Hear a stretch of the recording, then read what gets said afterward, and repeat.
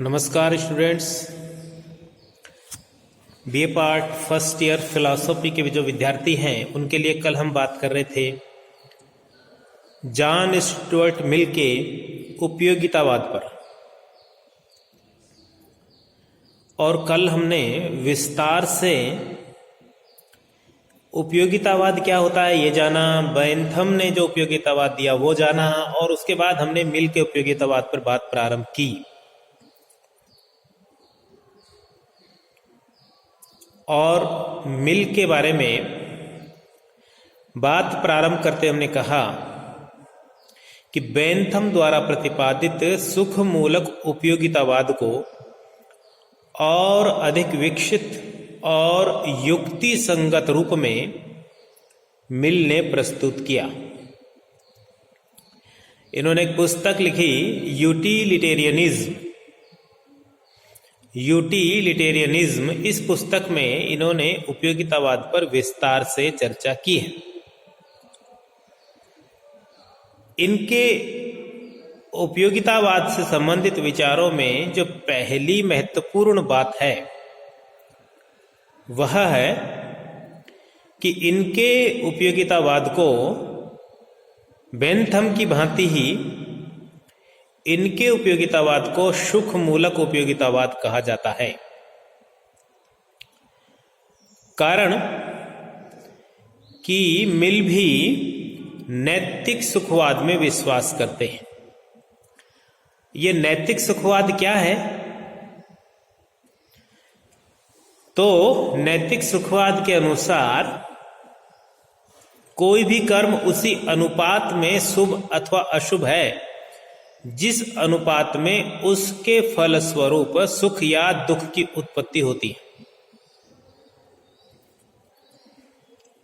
और इन्होंने सुख को स्वतः साध्य शुभ माना।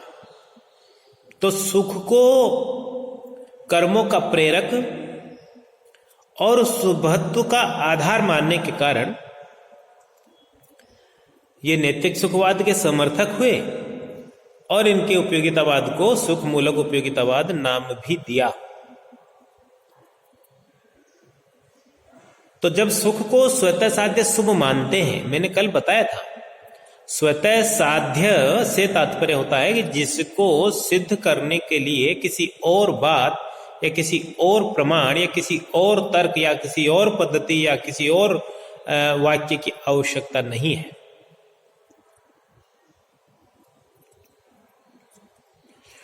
तो सुख स्वतः साध्य शुभ है, तो बाकी सभी वस्तुएं, गुण, मानसिक अवस्थाएं, ये सिर्फ और सिर्फ उसके साधन के रूप में ही शुभ है अथवा वांछनीय है।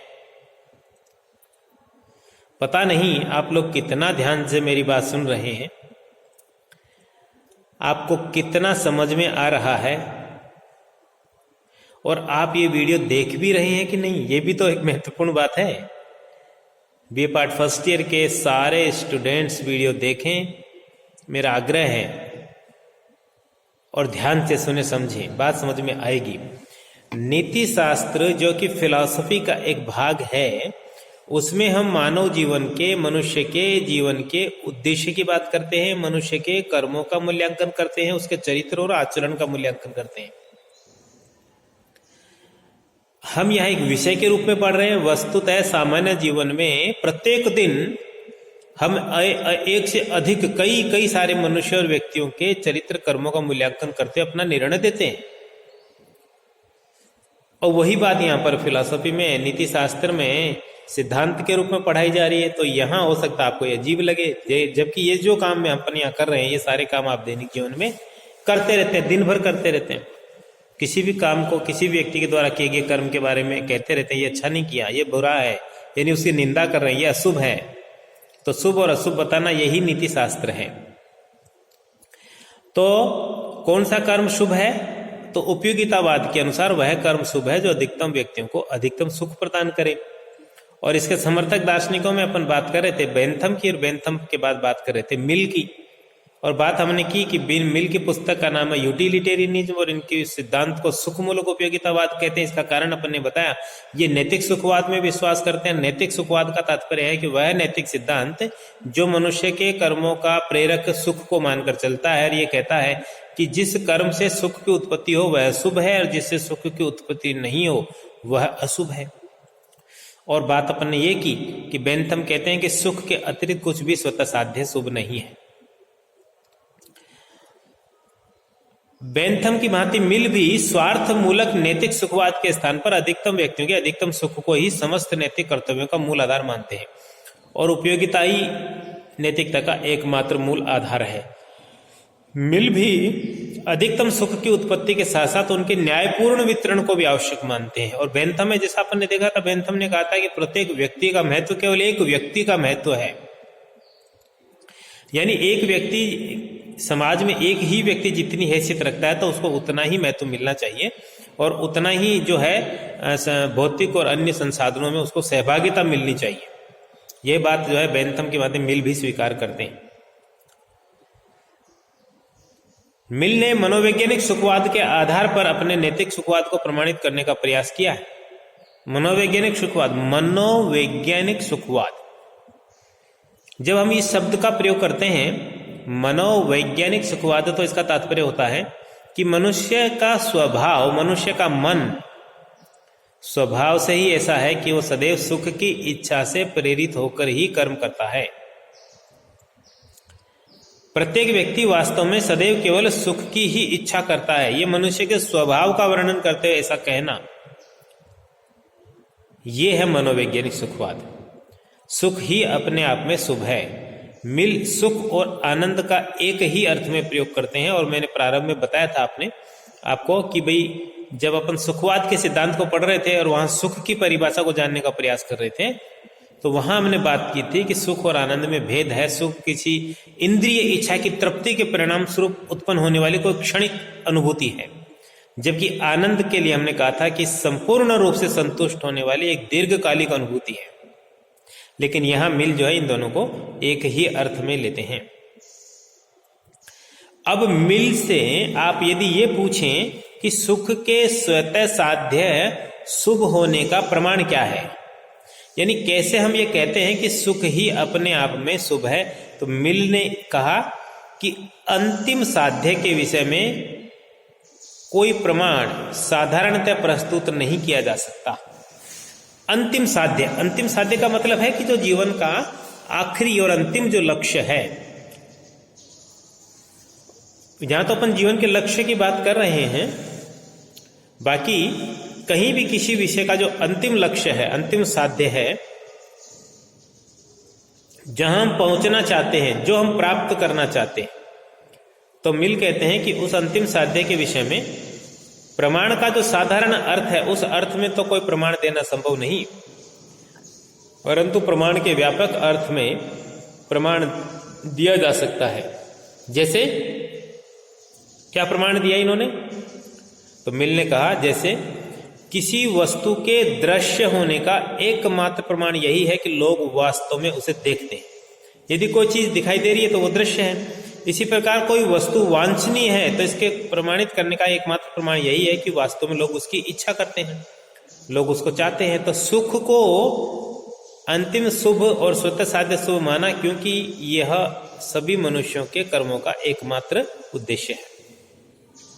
यद्यपि तो यहां हमने देखा कि मिल सुख को ही जीवन का, मनुष्य के समस्त कर्मों का मूल प्रयोजन मानते हैं, फिर भी उन्होंने स्वीकार किया कि कभी कभी कुछ व्यक्ति सुख के अतिरिक्त अन्य वस्तुओं को भी वांछनीय मानकर उनकी इच्छा करने लगते हैं। यद्यपि सुख ही अंतिम साध्य है, लेकिन मिल ने कहा कि कभी कभी कुछ व्यक्ति सुख के अतिरिक्त भी कुछ वस्तुओं को अंतिम साध्य मानकर उसकी इच्छा करते हैं। जैसे कुछ व्यक्ति धन, यश, सत्ता, सद्गुण आदि को अपने आप में शुभ और वांछनीय मानकर इनकी इच्छा करते हैं, धन की इच्छा करते हैं, यश की इच्छा करते हैं। अब मिल के सामने प्रश्न है कि कुछ व्यक्ति सुख के अतिरिक्त अन्य वस्तुओं की स्वतः साध्य शुभ के रूप में इच्छा क्यों करते हैं? धन यश आदि की इच्छा क्यों करते हैं? तो मिल इसका जवाब देते कहते हैं कि धन यश सत्ता, ये प्रारंभ में व्यक्ति इनकी इच्छा सुख के साधन के रूप में ही करता है कि इन सब के मिलने से सुख मिलेगा। प्रारंभ में मनुष्य का प्रयास यही होता है और इसी नाते वो इनकी इच्छा करता है, किंतु कुछ समय पश्चात इनके द्वारा प्राप्त सुखद अनुभवों के कारण, सुख धन सत्ता आदि की बात कर रहे हैं पर, कि प्रारंभ में तो इनको सुख का साधन मानकर ही उसकी इच्छा करता है, लेकिन कालांतर में इनसे जो सुखद अनुभव प्राप्त होता है उन अनुभवों के आधार पर मनुष्य इन्हें ही अपने आप में शुभ मानकर इनकी इच्छा करने लगता है। जैसे उदाहरण दिया है कि जो व्यक्ति धन को अब अपने आप में शुभ मानकर उसकी इच्छा करता है, वह प्रारंभ में धन को सुख के साधन के रूप में ही चाहता था, परंतु धीरे धीरे वह इस तथ्य को भूल गया और धन को ही अपने आप वांछनीय मानकर उसकी इच्छा करने लगा। परंतु इस बात से मनोवैज्ञानिक सुखवाद का खंडन नहीं होता। मनोवैज्ञानिक सुखवाद का मतलब कि मनुष्य स्वभाव से ही सुख की इच्छा से प्रेरित होकर ही कर्म करता है। तो ये मुख्य बात थी। मिल बेंथम इस मत को दोनों ही स्वीकार नहीं करते कि सुखों में परिमाणात्मक भेद ही हो सकता है। सॉरी मैं थोड़ा रुक के बोलूं, 1 मिनट दोबारा देखेंगे। मिल जो है वो बेंथम के मत को, बेंथम ने क्या कहा था, मैं एक बार फिर से ध्यान दिला दूं।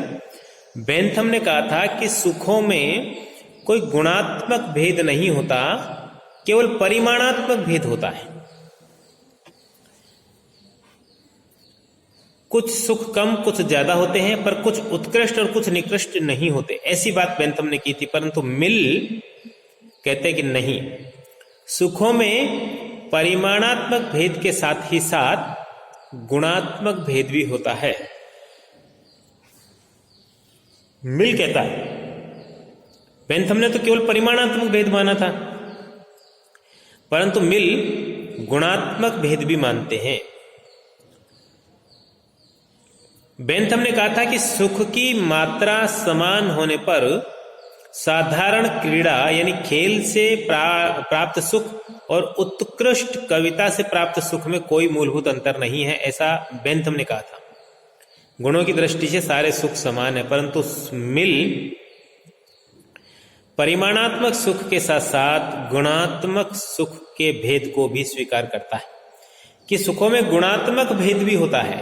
वे कहते हैं कि सुख की मात्रा समान होने के बावजूद गुणात्मक दृष्टि से कुछ सुखद अनुभव अन्य दूसरे सुखद अनुभवों से कम या अधिक वांछनीय हो सकते हैं। क्वालिटी का भेद भी माना है मिल ने। मतलब ये है कि मिल के अनुसार विभिन्न सुखद अनुभवों की वांछनीयता को उनके गुण के आधार पर भी निश्चित करना चाहिए, केवल और केवल परिमाण के आधार पर नहीं। इसी आधार पर मिल ने शारीरिक सुख की अपेक्षा मानसिक और बौद्धिक सुख को अधिक मूल्यवान कहा, अधिक वांछनीय माना, क्योंकि शारीरिक सुख क्षणिक होता है, तात्कालिक होता है और किसी इंद्रिय की तृप्ति से प्राप्त होता है। परंतु इन्होंने कहा कि इस इंद्रिय सुख की अपेक्षा दार्शनिक और आध्यात्मिक चिंतन से प्राप्त होने वाला बौद्धिक सुख अधिक वांछनीय है। मिल ने कहा है कि मनुष्यों में पार्श्विक प्रवृत्तियों के अपेक्षा अधिक उच्च कोटि की प्रवृत्तियां भी होती हैं। तो इंद्रियों की पूर्ति से प्राप्त होने वाला सुख तो पशु की भांति का सुख है, यानी ऐसा सुख तो पार्श्विक भी हो सकता है, परंतु मनुष्य एक ऐसा प्राणी है जिसमें पार्श्विक प्रवृत्तियों की अपेक्षा उत्कृष्ट श्रेणी की प्रवृत्तियां भी पाई जाती हैं। और जब मनुष्य को अपनी इन उत्कृष्ट श्रेणी की प्रवृत्तियों का ज्ञान हो जाता है तो फिर वो किसी ऐसी सुखद वस्तु से अपनी संतुष्टि प्राप्त नहीं करता जो केवल और केवल शारीरिक संतुष्टि तक सीमित हो। तो इसका अर्थ यह है कि वो अपनी कोई मानसिक संतुष्टि भी चाहता है। इसलिए शारीरिक सुख निकृष्ट है और मानसिक सुख उत्कृष्ट है। अब एक प्रश्न यहां मिल के सामने उठाया गया कि सुखों की उत्कृष्टता और निकृष्टता यानी श्रेष्ठता का निर्धारण कौन करेगा? किस सुख को उत्कृष्ट कहें, किसको श्रेष्ठ कहें, किसको निकृष्ट कहें, यह तय कौन करेगा? तो इसके उत्तर में मिल ने कहा कि जिस व्यक्ति ने अपने जीवन में इन दोनों प्रकार के निम्न कोटि और उच्च कोटि दोनों प्रकार के सुखों का व्यापक अनुभव प्राप्त किया है, केवल वही सुखों की उत्कृष्टता और निकृष्टता का निर्णय कर सकता है। यानी जो दोनों अनुभवों को अच्छी तरह से जानता है वही तय करेगा कि कौन सा सुख उत्कृष्ट है, कौन सा निकृष्ट है। मिल ने यह भी कहा कि ऐसे योग्य तथा अनुभवी व्यक्ति शारीरिक सुख की अपेक्षा निश्चित ही बौद्धिक सुख को महत्वपूर्ण मानेंगे, श्रेष्ठ मानेंगे। मिल अपनी बात को और अधिक स्पष्ट करते हैं। यहां बात यह हो रही है कि मिल जो है वो सुखों में गुणात्मक भेद भी मानते हैं कि कुछ सुख उत्कृष्ट और कुछ निकृष्ट होते हैं। आप और हम भी जीवन में बहुत बार ऐसा अनुभव करते हैं कि बहुत सारी चीजें ऐसी होती है जिनको हम क्षणिक सुखद मानते हैं, कुछ ऐसी होती है दीर्घकालिक होती है, तो दीर्घकालिक को हम ज्यादा श्रेष्ठ मानते हैं। तो मिल मानते हैं कि तीव्र शारीरिक सुख की अपेक्षा कम तीव्र बौद्धिक सुख गुणात्मक दृष्टि से कहीं अधिक उत्कृष्ट है। ये बार बार मिल आग्रह कर रहा है बेंथम के विपरीत। बेंथम ने तो केवल और केवल परिमाणात्मक सुख पर जोर दिया था, परंतु मिल जो है वो गुणात्मक सुख पर भी जोर दे रहा है, गुणात्मक भेद पर भी जोर दे रहा है। और एक वाक्य दिया बड़ा मजेदार है, ये बहुत प्रसिद्ध है दर्शन जगत में। फिलोसॉफिकल वर्ल्ड जो है, जो दार्शनिक लोगों का वर्ल्ड जो है, चिंतकों का जो समाज है, उसमें मिल का यह कथन बहुत प्रचलित है कि एक संतुष्ट सुअर होने की अपेक्षा असंतुष्ट मनुष्य होना अधिक अच्छा है, और एक संतुष्ट मूर्ख होने की अपेक्षा असंतुष्ट सुकरात होना कहीं अधिक अच्छा है। यानी सुअर और मूर्ख ये दो शब्द प्रयोग मिले, यानी ये वो लोग हैं जो तुच्छ से तुच्छ चीज में भी सुख प्राप्त कर सकते हैं, संतुष्ट हो सकते हैं, लेकिन बुद्धिमान व्यक्ति का असंतुष्ट होना ज्यादा जरूरी है, क्योंकि वो इन छोटी छोटी चीजों से संतुष्ट नहीं हो सकता। तो एक संतुष्ट सुअर होने की अपेक्षा असंतुष्ट मनुष्य होना अधिक अच्छा है, और एक संतुष्ट मूर्ख होने की अपेक्षा असंतुष्ट सुकरात होना कहीं अधिक अच्छा है। इस कथन के आधार पर यह कहा जा सकता है कि मिल अपरिष्कृत इंद्रिय परक सुखवाद को स्वीकार नहीं करते, गुणात्मक भेद को मान्यता देते हैं। और यहीं पर जब मिल ये कहते हैं कि कुछ सुख उत्कृष्ट होते हैं, कुछ निकृष्ट होते हैं, यहीं पर मिल सुखवाद से थोड़ा ऊपर उठ जाते हैं। क्योंकि सुखवाद में तो केवल ये कहा गया था कि मनुष्य के कर्मों का एकमात्र आधार उसे प्राप्त होने वाला सुख है, लेकिन जब मिल कहते हैं कि कुछ चीजें ऐसी हैं जो किसी सुख को उत्कृष्ट बनाती है, तुलनात्मक रूप से कुछ सुख निकृष्ट रह जाते हैं। तो जो चीज शामिल होगी सुख में जिससे सुख उत्कृष्ट बनेगा, तो इसका मतलब है कि वो चीज सुख से भी ज्यादा अच्छी है। तो मिल जो है वो अपने सुखवाद से थोड़ा आगे बढ़ते हैं। चलिए, आज बहुत लंबा वीडियो हो गया है, मैं सोचता हूँ ये सारी चर्चाएं आपके लिए की जा रही हैं, आप जरूर इनको देखें। चलिए फिर इस बात को आगे बढ़ाते हैं कल, तब तक जय हिंद, जय भारत।